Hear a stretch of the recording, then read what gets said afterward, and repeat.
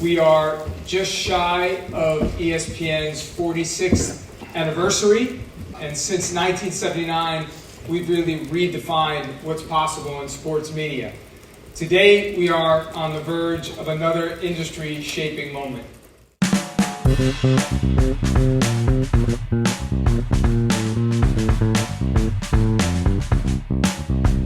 Welcome to Daily Variety, your daily dose of news and analysis for entertainment industry insiders.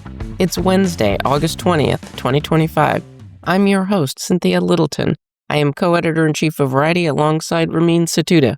I'm in LA, he's in New York, and Variety has reporters around the world covering the business of entertainment. In today's episode, we have our cover story segment. This week's cover is a doozy with Jacob Elordi and Oscar Isaac and Guillermo del Toro telling everything about how they brought Frankenstein to life for Netflix. Variety's Brent Lang and my co-editor-in-chief, Ramin Setoodeh, teamed up to tell the backstory of this very big movie that Netflix hopes will make a very big splash next week at the Venice Film Festival. We also hear from Jennifer Maas on the Sun Valley of the video game business going on right now in Cologne, Germany. And as promised in Monday's episode, Brian Steinberg is back with a report on how Jimmy Pitaro and company are selling ESPN's big leap into streaming. But before we get to that, here are a few headlines just in this morning that you need to know. Netflix has set a deal with YouTube star Mark Rober to produce family competition series Jimmy Kimmel's Kimmelot banner will produce. The Duffer Brothers have made it official. The Stranger Things pair will move to Paramount next spring after signing a massive overall deal covering movies, TV, and more. All of these stories and so much more can be found at Variety.com right now. Now it's time for conversations with Variety journalists about news and trends in show business. In today's cover story segment, we are talking Frankenstein. My great colleagues Brent Lang and Ramin Setoodeh have captured the story of director Guillermo del Toro's hero's journey to bring this story to the screen, with help from actors Jacob Elordi and Oscar Isaac. Before we talk to Brent and Ramin, here's a bit from the Frankenstein trailer. What manner of creature is that?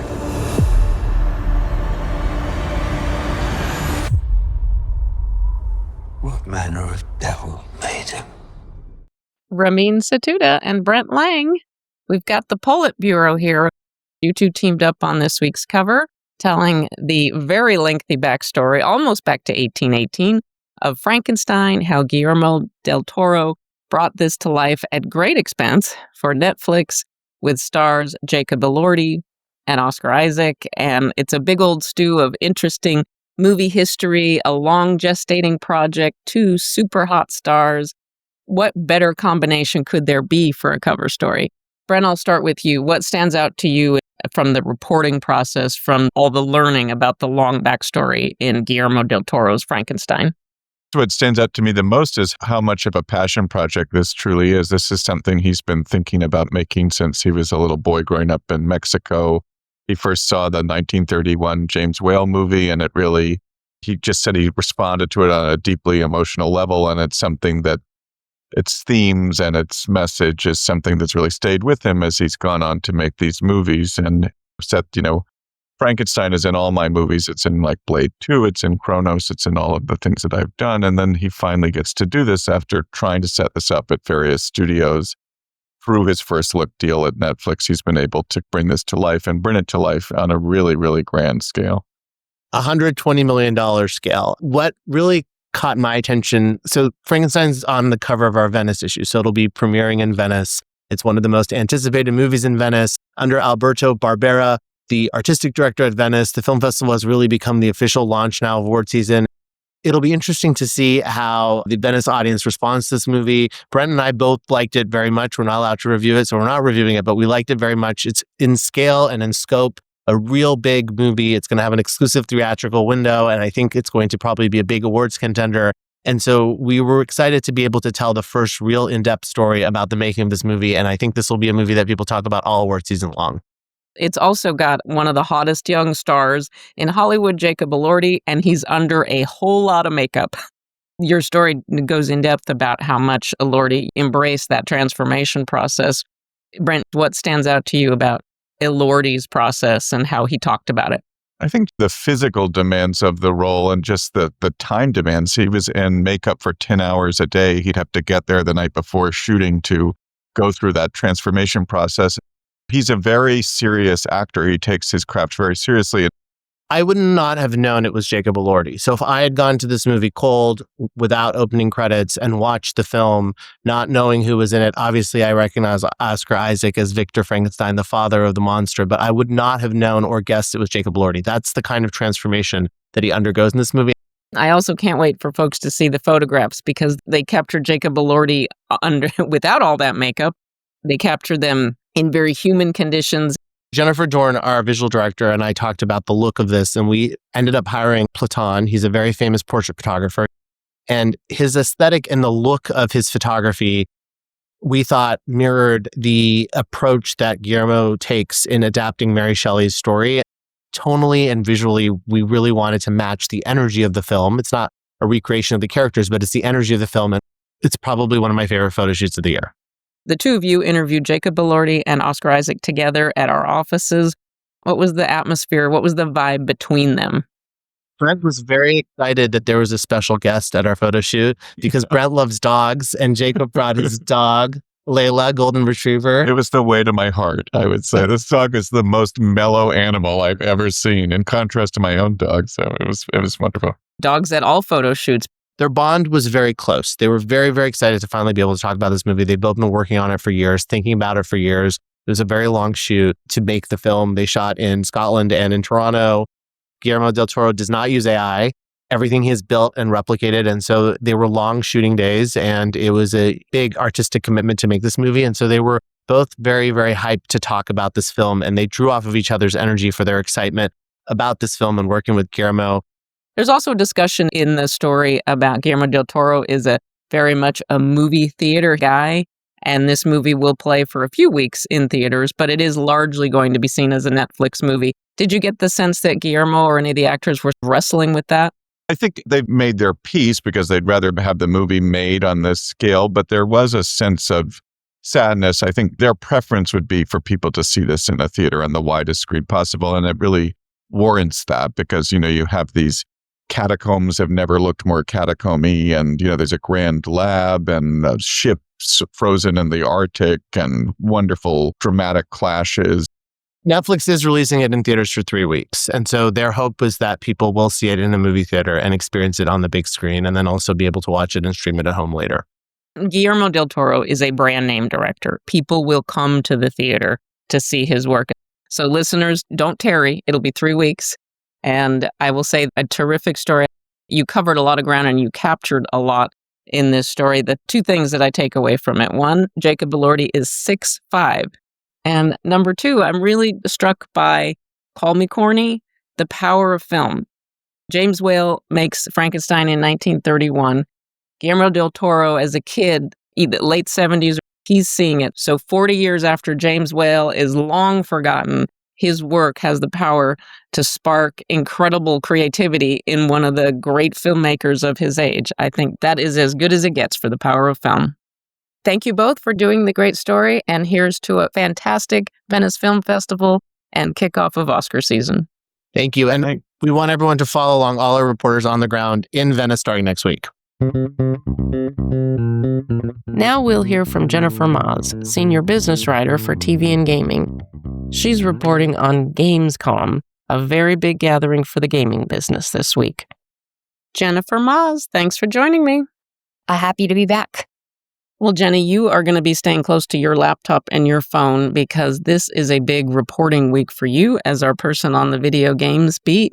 All the movers and shakers in this world are gathering in Cologne, Germany for Gamescom. Jennifer, tell us what this is all about.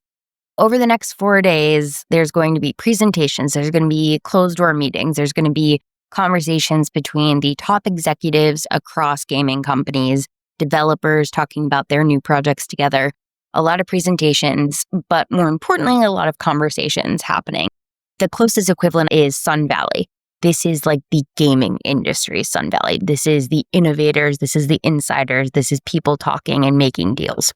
Tell us the setting. Is it at a conference center? Is it at a retreat? It's a big convention center exhibition showcase, and It's to hold the 320,000 attendees that are coming to this. It's a very big event. Let me ask you, with all this conversation, what is the conversation in gaming right now? What are people talking about? So there was this whole thing for a while where people were saying in 2024, survive to 2025. And then there were still layoffs. There's still consolidation. There's still a lot of leadership and shuffling at different developers and publishers. And one of the things that made the whole survive to 2025 motto push through was GTA 6. And people thinking that that was going to land in the fall. And now it's been moved, as we've previously discussed on this podcast. Now 2026 is going to be our big year. So GTA 6 is coming out. Resident Evil's next game is going to come out in February. And then this fall, there's still big stuff. There's Call of Duty. The Black Ops 7 game is coming. Ghost of Yotei from PlayStation is coming. And these are big games, and they will lead to a big holiday. Not as big as we were expecting, but most of the conversation is going to be around optimism for 2026. For something like a GTA 6, such a blockbuster tentpole, the equivalent of a new Star Wars movie or an Avatar movie, it's the big event that boosts sampling and can be a boost to sales across the industry. So just like I used to brag that, yes, I do get paid to watch TV, you did a whole bunch of game demos in advance of Gamescom. Tell me any couple of titles, anything that stood out to you, any new functions or new tech in games that stood out to you? Yes, I am now allowed to say, because embargo has lifted, that I played Resident Evil Requiem last week for the first time. Very anticipated title, big deal. Looks great, very excited for it. And it's been a long time coming. People have been waiting for it for quite a while. You can tell the amount of effort that's gone into this and the amount of advances just between this game and the previous Resident Evil game. Thank you, Jenny, for being our tour guide into a new sector that is growing, and we are so happy that you are covering it for us. Happy to. Now we'll hear from Brian Steinberg on ESPN's last big promotional swing before it hits the upload button on the ESPN streaming app August 21st. That was ESPN Chief Jimmy Pitaro you heard in the cold open describing the significance of what's about to happen. Brian attended the Worldwide Leaders Media event in New York on Tuesday. Here's how Pitaro described the stakes for ESPN and Disney.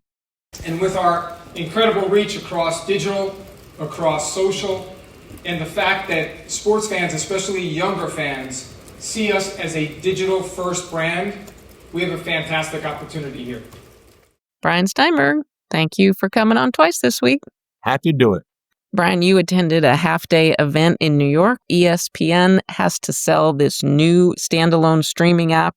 ESPN and Disney have to sell this to America, that if you're not paying for cable but you want ESPN, here is your option. And to do that, they need to sell it to media. What were the elements that they brought to impress all of you media reporters who showed up to hear about their plans? They had this show, so to speak, in the new Disney headquarters in downtown New York City. When you came off the elevator, their new character isn't Mickey Mouse or Donald Duck, but Appy. It's an ESPN app with the red E, a square figure with, hands, and, it's a guy in a costume, obviously, but, they're trying to sell it with Appy. I guess Disney's going to Disney, right? Big head costumes? Yes, exactly. He's got arms and feet. It's a white square with a red E in the middle of it. It's supposed to be the animated version of the app you'd see on your smartphone. So did you learn a lot? What bells and whistles did they wow you with? They really talked a lot about their innovations and features. You're going to be able to use this deep dives into stats, betting, statistics, all that kind of fantasy sports. You can use your tablet to go side by side. You can get multi-views. They're going to be able to show you, you can watch 4 different feeds of a game. There is also a personalizer sports center. You can it's like a TikTok sports center. You tell what you like, it'll show up clips that have to do with the game last night, your favorite team. And they have a couple of 4 or 5 different ESPN diehards like Hannah Storm who will narrate those clips for you with a combination of their pronunciation and AI. You can see where the new sports environment is going as streaming becomes the way we watch TV. All right, let's walk through this very carefully because it's confusing even to people like us who have been covering this for decades.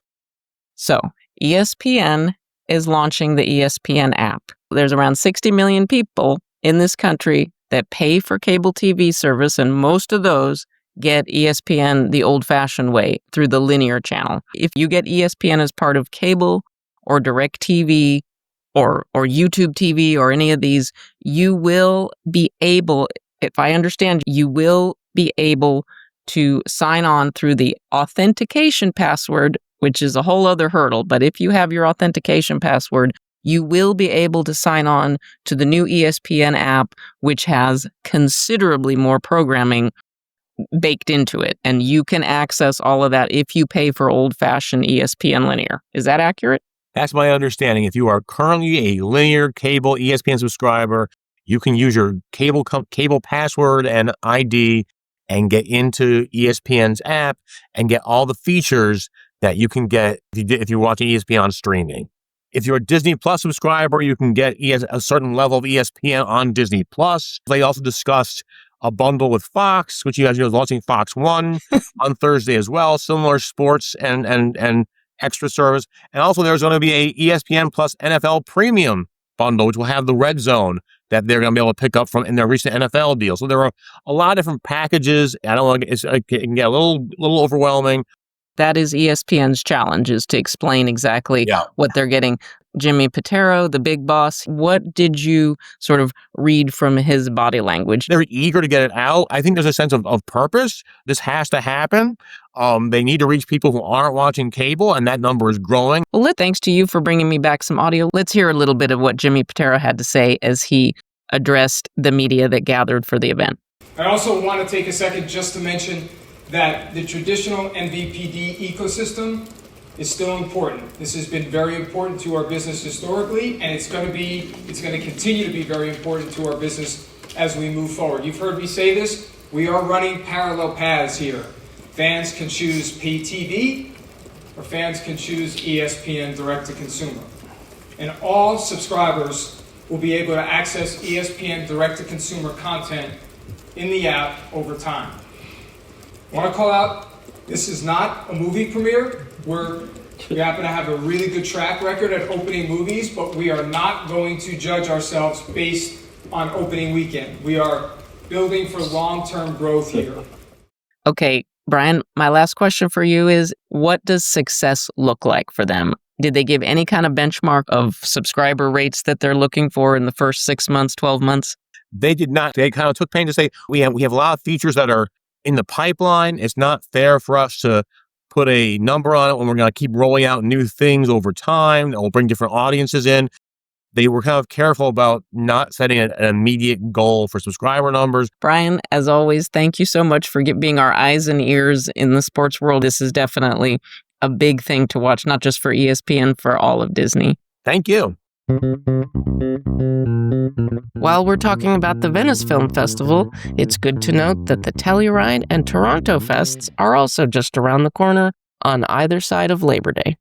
We'd like to encourage you to sign up for this podcast, Daily Variety, on major podcast platforms or Variety.com. We've been publishing Daily Variety episodes on the feed of our long-running interview podcast, Strictly Business, since Daily Variety debuted on July 14th. We'll keep doing that, but we'd love to see listeners sign up directly for Daily Variety. Before we go, congrats to Seth Dudowski, who has been named Executive Vice President and Head of Sports and Live Content for Jesse Collins Entertainment. Dudowski joins the company after more than a decade with the NFL. Thanks for listening. This episode was written and reported by me, Cynthia Littleton, with contributions from Brent Lang, Ramin Setoodeh, Jennifer Maas, and Brian Steinberg. It was edited by Aaron Greenwald. Sticks, Nicks, Hick Picks. Please leave us a review at the podcast platform of your choice, and please tune in tomorrow for another episode of Daily Variety.